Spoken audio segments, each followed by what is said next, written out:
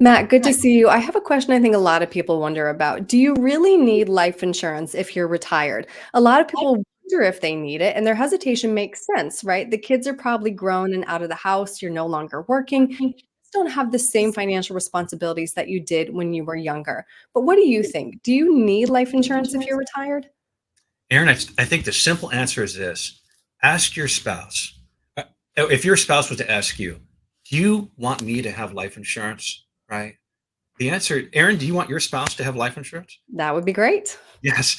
And my spouse wants me to have life insurance, no matter what age. So high level, I've never met anyone that received a check that regretted receiving the check. Obviously, Mhm. it's a time of sorrow and sadness, and it's not something we rejoice about when we get that. But the reality is that spouse is going to lose probably half of their Social Security income. They're Mhm. going to have lots of final expenses. And look at inflation the last few years. Now, let's take that out another 20 years. Let's say your spouse lives another 20 years past you. Most people that I have met should consider having some form of life insurance in place for their spouse. Mhm. And as we tick through these reasons, again, the first one being income protection, Matt, are you speaking about term or whole life insurance? I'm really speaking about both.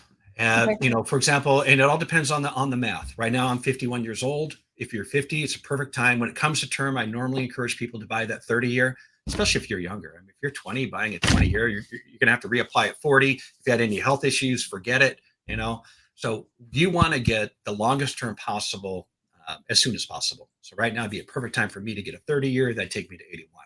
Mm. Now, I'll be direct, and this is gonna, Aaron, I think we've talked about it before. There's a lot of confusion about permanent life insurance. Under permanent, there's two types, whole and a UL, universal life, and there's lots of misunderstanding about the fees and the cost. I will come out and let everyone know I have one on myself right now, and I have one on my wife, and I have one on my son.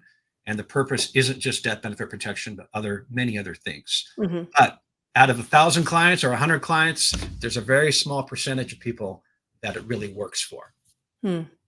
And we will link to that separate video that can do a deeper dive into the fees and misconceptions. But now let's move on to a couple other reasons.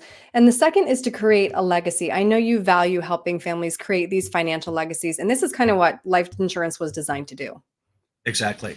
The worst thing in the world is when a person is losing their life slowly and they know their spouse and their family is not going to be taken care of. That's the worst thing.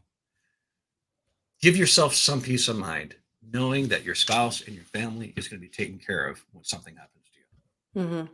And then last, of course, when we talk about retirement, we have to talk about healthcare, specifically the cost of long-term care.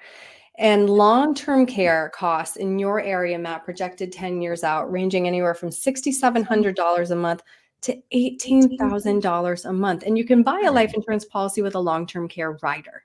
That's correct. You can even do that with term. You can do that with term and a IUL or a whole life product. And the way that works is, let's say you have a $400,000 death benefit. About that $400,000 death benefit basically becomes your long-term care benefit.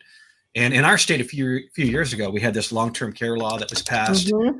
Aaron, overnight, there's a tax now. If you work in Washington, there's a long-term care tax. It's about for every 100,000 you make is $500, but that's the starting tax. The actuaries they use to come up with that tax told the state that this is too low. We need to raise that number. Right. Point being is it's a backdoor tax. It's going to go up.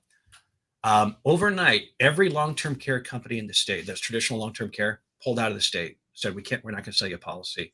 And the only thing left was the annuity long-term care products, and they're good and they work along with the life insurance long-term care products. Mhm. So it can be the best thing in your area, depending on what's available in your area, and it's something to definitely consider.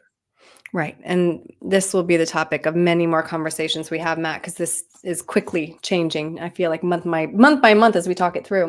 If Yeah. somebody wants to talk through figuring out which insurance is right for them, what's the best way to reach you? The best way is by phone, 425-256-3105. All right. Matt, thanks again for your time today. I really appreciate it. Thanks, Aaron.